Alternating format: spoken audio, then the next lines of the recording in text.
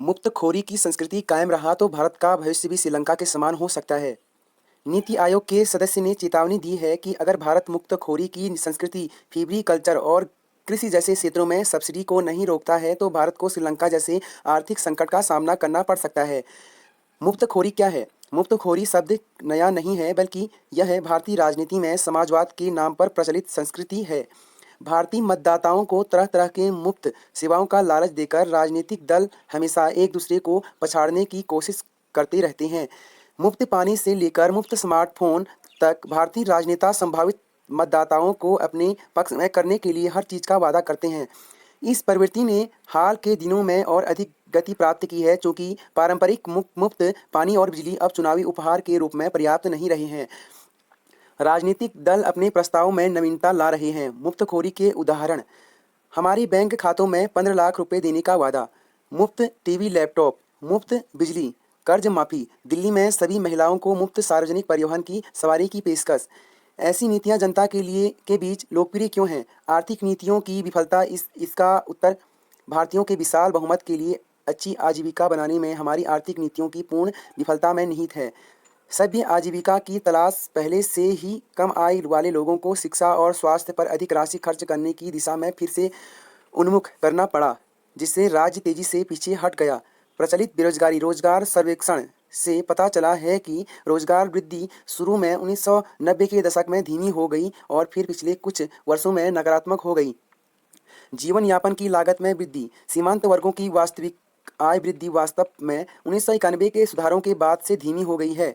बढ़ता उपभोक्तावाद, आज के गरीब लोग विलासिता की चीज़ों पर भी खर्च करते हैं। सेलफोन और डेटा पैक ऐसे दो उदाहरण हैं जो भारत की बढ़ती संपन्नता के संकेत के रूप में दिखाए जाते हैं। आवश्यकता, प्रवासी श्रमिकों के लिए मोबाइल फ़ोन उन्हें अपने परिवार के साथ संपर्क में रहने में मदद करता है। क्या मुफ्तखोरी की तुलना कल्याणकारी राजनीति से की जा सकती है? ये मुफ्त सेवाएं खराब नहीं हैं, यह सामाजिक कल्याण का एक हिस्सा है। मतदाताओं को लुभाने के लिए मुफ्त सेवाओं का इस्तेमाल करना ठीक नहीं है। मतदाता का लालच एक ऐसा अच्छा नेता चुनने में समस्या पैदा कर सकता है। जब हमारे पास एक अच्छा नेता नहीं होगा तो लोकतंत्र एक मजाक होगा। ऐसी नीतियों का प्रभाव कभी न खत्म होने वाली राह है। मुफ्त उपहारों की निरंतरता एक और बड़ा नुकसान है, क्योंकि चुनाव में हार के जोखिम को कम करने के लिए पार्टियां अधिक संख्या में वोटों को लुभाने के लिए आकर्षक प्रस्ताव लेकर आती रहती है।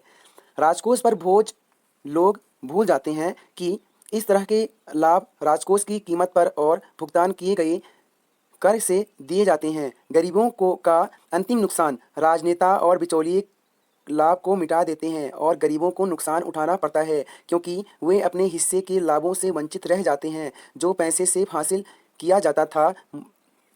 मुद्रास्फीति प्रथा, इस तरह का वितरण फीबरी कमोडिटी मांग आपूर्ति की गतिशीलता को काफ़ी हद तक बाधित करता है। जनसंख्या में सुस्ती, मुफ्तखोरी में वास्तव में देश की आज़ादी को सुस्त और उद्यमिता से रहित में बदलने की प्रवृत्ति होती है। पैसा ही उपाय बन जाता है। संकट के जरा भी संकेत पर हर कोई सरकार से किसी न किसी तरह से के मुफ्त की मांग करने लगता है। लोकप्रिय राजनीति, यह एक मनोविकृति है जो अपेक्षित आबादी के वर्गों को संचालित करती है और सरकार तत्काल मौद्रिक राहत या मुआवजे के साथ प्रतिक्रिया करती है। किन्हें मुफ्त सेवा नहीं कहा जा सकता। एमजी मनरेगा योजना, ग्रामीण रोजगार गारंटी, शिक्षा का अधिकार, आरटीई, उचित मूल्य की दुकानों के माध्यम से खाद्य सुरक्षा, राष्ट्र खाद्य सुरक्षा अधिनियम के तहत प्रधानमंत्री किसान सम्मान योजना, पीएम किसान। इसके पक्ष में तर्क, सामाजिक निवेश, गरीबों की सहायता को फिजूल खर्ची के रूप में देखा जाता है, लेकिन कॉरपोरेट को सस्ते कर्ज पाने के लिए कम ब्याज दर या कॉरपोरेट टैक्स में कटौती की रियायतें की कभी आलोचना नहीं की जाती। समाजवादी नीति, यह रवैया बाजार पूंजीवाद के प्रमुख प्रवचन के भीतर दशकों के संचालन से आता है।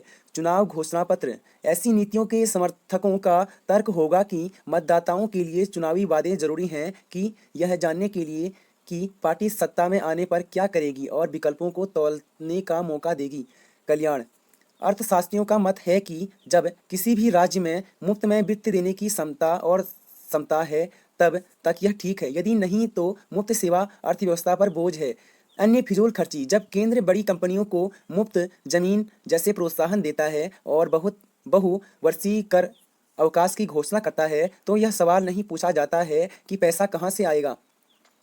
मुफ्त सेवाओं का तर्कसंगत विश्लेषण। चुनाव जीतना और सुशासन दो अलग चीजें हैं। सुशासन का लाभ उठाने के लिए मुफ्त सेवाओं का उपयोग निश्चित रूप से संदिग्ध है।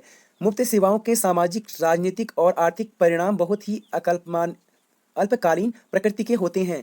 कई राज्यों में कई मुफ्त और सब्सिडी योजना उपलब्ध है, लेकिन हम अभी भी भुखमरी से होने वाली मौतों, बिजली की कमी, खराब शिक्षा और स्वास्थ्य सेवा को देखते हैं।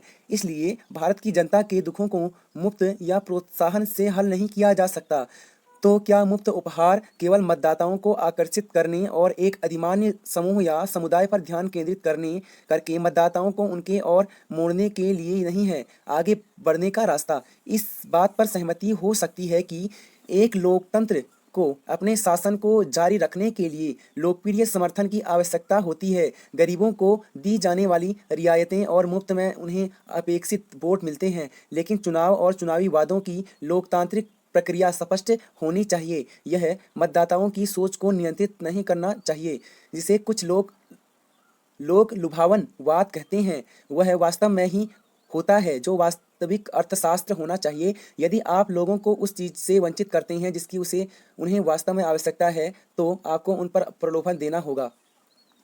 इसे तभी रोका जा सकता है जब राजनेताएं, अर्थशास्त्री E.A. शुमाकर ने अपने मौलिक काम स्मॉल इज ब्यूटीफुल के माध्यम से जो संदेश दिया था उसका पालन करने का प्रयास करें। अर्थशास्त्र को इस तरह से देखें जैसे लोग मायने रखते हैं। निष्कर्ष: एक नीति आधारित विस्तृत सामाजिक सुरक्षा कार्यक्रम होने में कुछ भी गलत नहीं है, जो गरीबों को गरीबी से बाहर निकालने में मदद करता है। लेकिन इस तरह के कार्यक्रम के लिए सुविचारित तैयारी की आवश्यकता होती है और चुनाव से ठीक पहले इसे तैयार नहीं किया जा सकता। परीक्षा ट्रैक्स फिल्म्स टेक अवे।